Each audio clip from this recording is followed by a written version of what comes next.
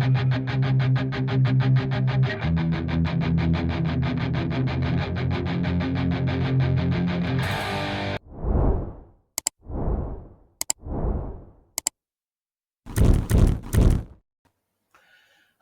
and welcome back to the David67 Celtic News YouTube channel. Today, updating on the Idah to Celtic transfer story, and also some concrete, definite information on Marco Tilio's future at Celtic. Now, as things ended yesterday evening, Celtic had made a bid of £4 million plus add-ons for Adam Idah to Norwich. Norwich had rejected the offer and apparently had not set an actual asking price, and said that they were very keen to keep hold of Idah come what may until the new coach has made his full assessment of the squad at Norwich. However, it would appear that Adam Idah has been in negotiations with Norwich himself and has made it very clear that he is desperate to leave Norwich and join Celtic to further his career. And it would appear that Norwich have relented, and stories were breaking late Wednesday evening and the start of Thursday morning that Norwich had allowed Adam Idah to travel up to Glasgow to start negotiations regarding his contract and other details coming to Celtic, with view to a medical and signing his contract. Still no confirmation that things have progressed to contract negotiations, medicals, and signing of contracts.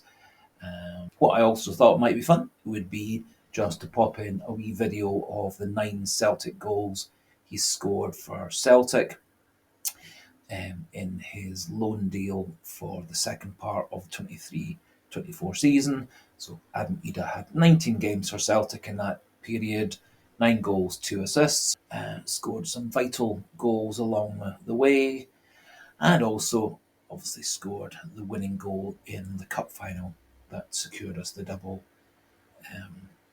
a couple of months ago. So enjoy those highlights, and then we'll crack on just with a few other wee details regarding the Adam Idah prospective deal.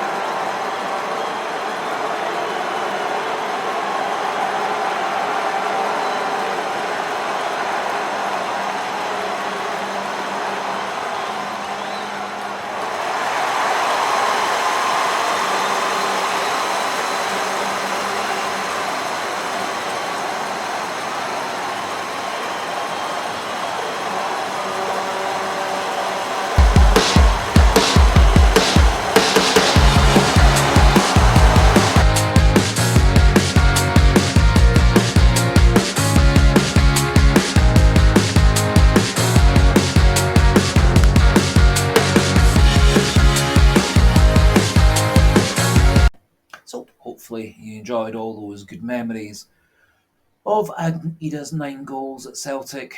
Obviously, some key goals against Hibs in that 2-1 win with 2 penalties.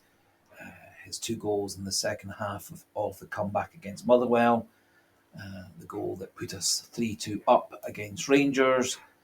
And obviously, probably his most important goal, the winner in the cup final in May, following in Paulo Bernardo's shot, which was half saved by Butland, and Adam Idah was the first to react and happily put away the rebound.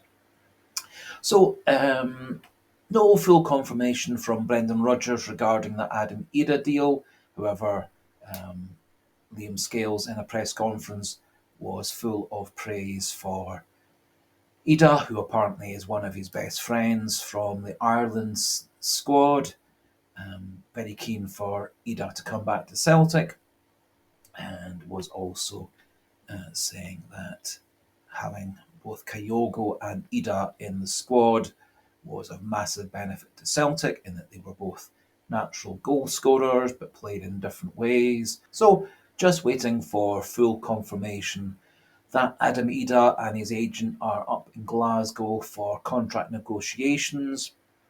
And it would be hoped over the next day or two that Celtic can get this deal over the line and get the first of their proper signings made, and hopefully a new top quality goalkeeper will follow, as I can't really see any real prospect of us successfully having a season, especially in Europe, if our number one goalkeeper is Scott Bain, backed up by one of our talented youngsters, such as Josh Clark, who did have an excellent half a season at Ayr on loan, but is massively inexperienced for taking over as a number 2 at a football club, as it is fully expected that Siegrist will be on his way out of the club, and I expect that will follow through when Celtic do sign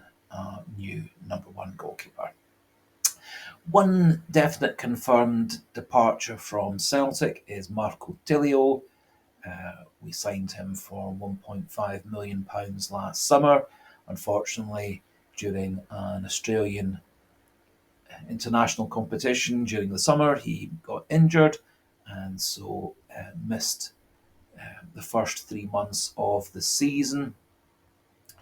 He did have 2 brief substitute appearances for Celtic, 1 minute against Motherwell and 20 plus minutes against Hibs. And looking at the stats for that game of his 20 plus minutes as a sub against Hibs, he actually did have a pretty decent match.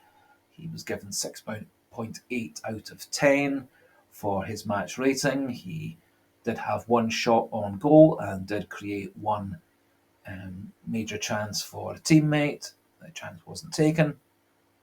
And actually did have very good ratings for his passing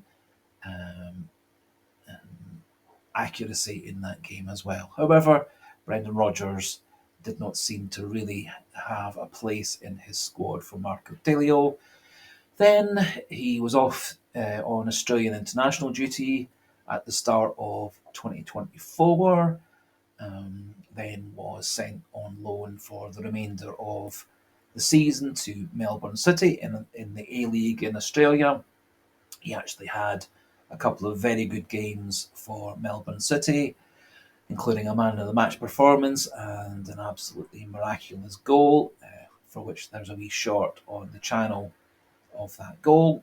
And then, as has been Marco Tilio's last 18 months, he got himself injured yet again.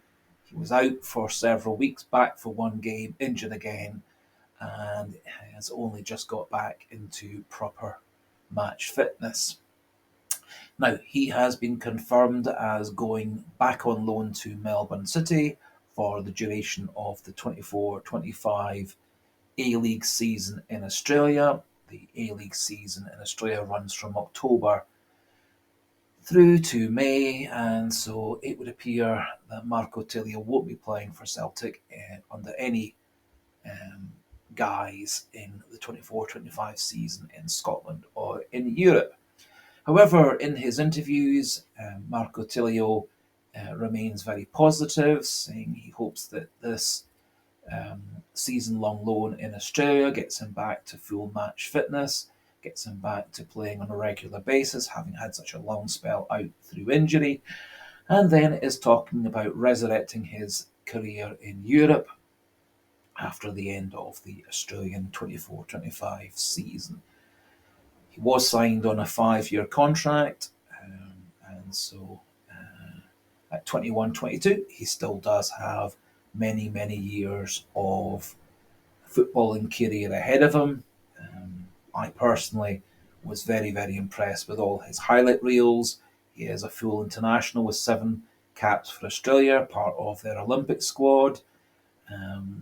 Was voted the best player in the Australian League for the season before he came to Celtic. I, for one, think he is a player with incredible pace, probably the fastest player in Celtic squad, even faster than Dyson Idah, and some incredible ball control and dribbling skills, plus the ability to play through the middle, and is actually a very good finisher on his left foot, both from close range and from longer range. So really hope that this season-long loan works out for Marco Tilio back at Melbourne City, and that then Brendan Rodgers might welcome him back into the Celtic squad.